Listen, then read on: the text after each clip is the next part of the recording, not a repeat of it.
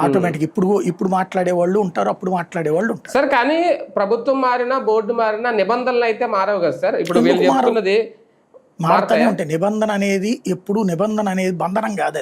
నేను అనేది dairy farm కి ఉన్న నిబంధనలు, నెయ్యికి సరఫరా చేసే డైరీ ఫామ్ కి ఉన్న నిబంధనలు వీళ్ళు మారుస్తారా?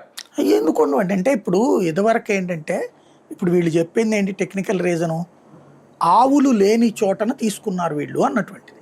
వాటిని కూడా అలౌ చేశారు.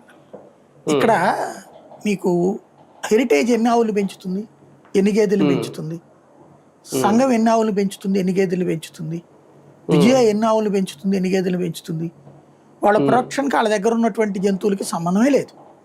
బేసిక్ 5% కూడా పెంచరు వాళ్ళు.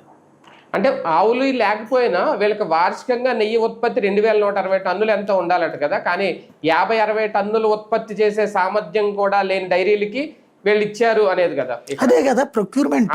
పెద్ద డైరీల దగ్గర ఇప్పుడు నేను చెప్పినట్టు నందిని వాడు ఇవ్వలేనన్నాడండి, సంఘం ఓడిస్తానన్నాడు. మరి అప్పుడు ఎట్లా ఇచ్చావు నువ్వు? వాడు ఇవ్వలేని వాడికి టెండర్ ఎందుకు ఇచ్చావు నువ్వు?